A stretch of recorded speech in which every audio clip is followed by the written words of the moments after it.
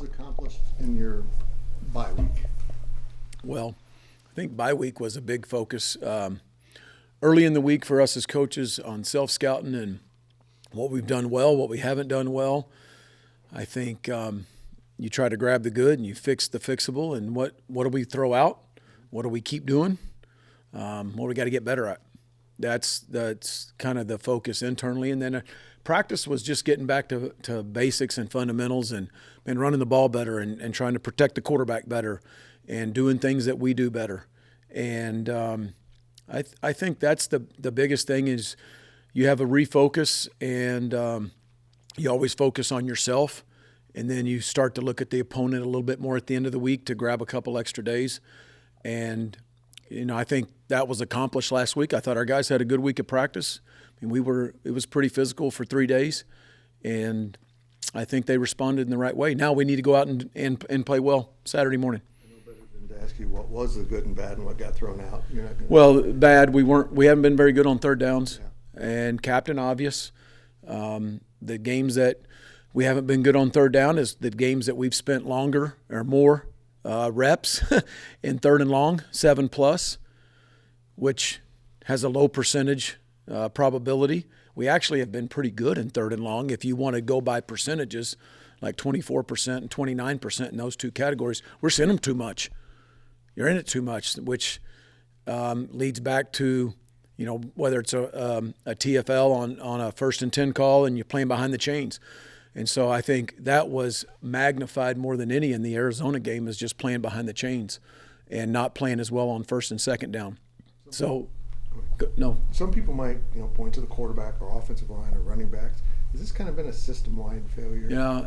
Anytime you don't win, it's and when I say win, it's we've lost 3 one-score games. We don't come out on top of it. And we've detailed it in here and at other times, I know Coach has, what of the few plays that have highlighted those losses and that could have won them at the end of a game. But anytime you do that, you lose 3 one-score games, it starts with the play calls.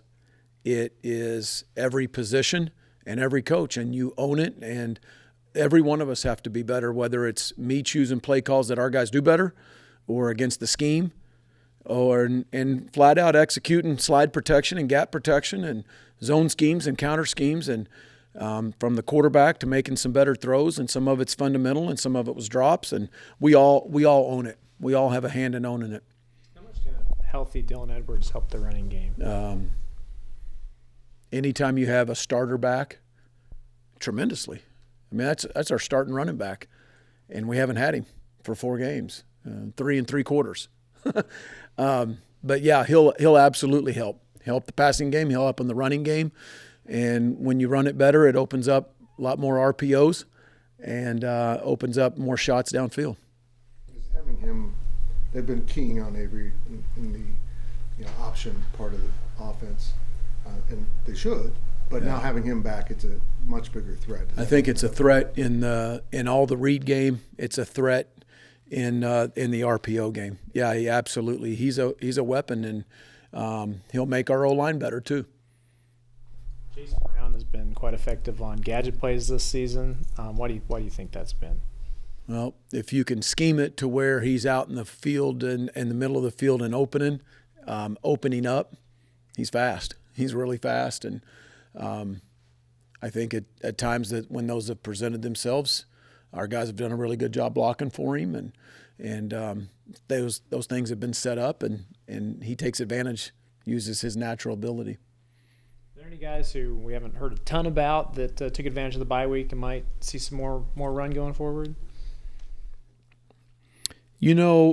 I don't know of how his reps will play out on game day, but Dylan Villarreal had a really good week last week. He is progressing as a young O-lineman. And again, don't read into that. I don't know what his game reps will look like exactly, or if he'll start getting in the game a little bit. He's had a good week. I think I would probably say I thought I saw some improvement. I'm thinking of younger guys maybe. Gus Hawkins had a good week. Lincoln's playing more, and he's healthier and better. I think all those running backs, again, with extended time and reps, that's always good for those guys. those would be probably the first guys I think of, because I always think of younger guys.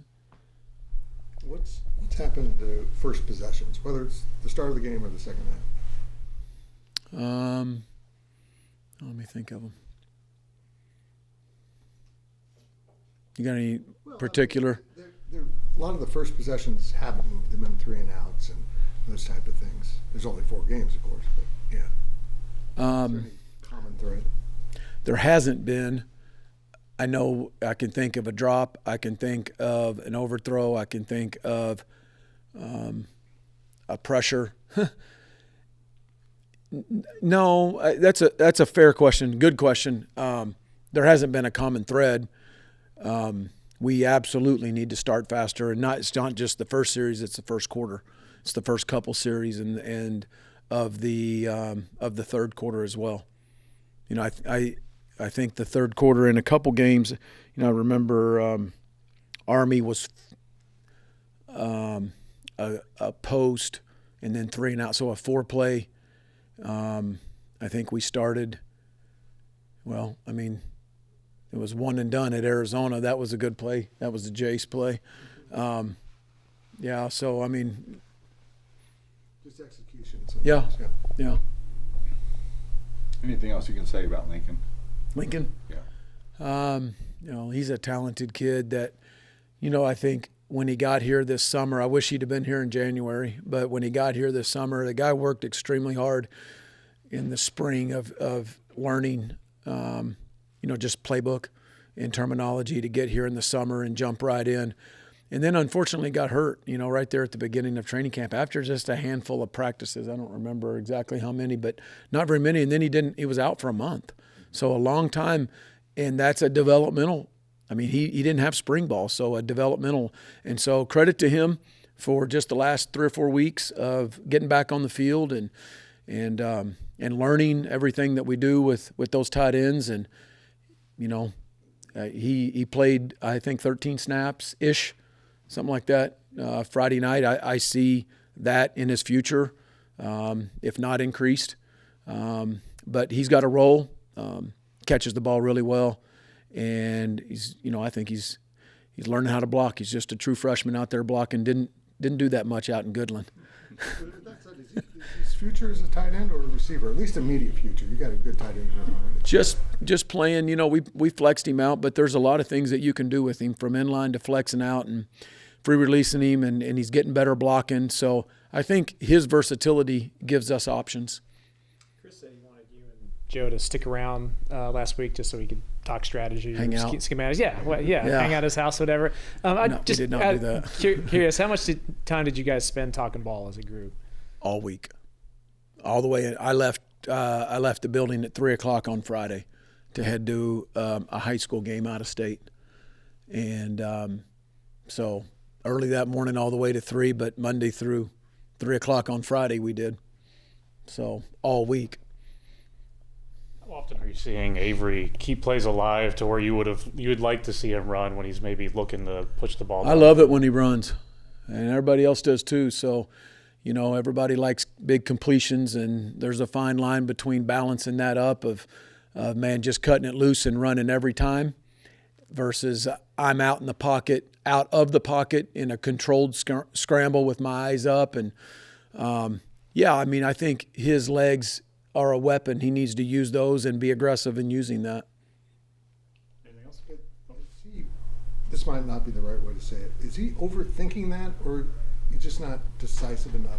I've got to go. No, I think at times there may be both. Yeah, I don't think you don't want him overthinking, but you don't want him out there just playing like a wild man either and going 1, 2, 3, 4, 5, set, step, and I'm out of the pocket. And when I'm out of the back of the pocket, everything looks all cool and hair's flowing and I'm hauling butt out.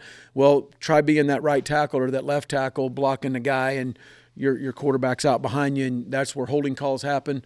I don't want him playing like that. We want to scramble up in the pocket. But I don't want him overthinking anything either or being a statue in the pocket. None of us do. The kid's a dual threat, and so you want him to play within within a progression and within his timeline in his head or his clock in his head. But keeping eyes up on scramble and keeping throws alive, but knowing when you're close to that line of scrimmage and being aggressive and going to put pressure on those linebackers and overhang safeties that are trying to contain him in there too.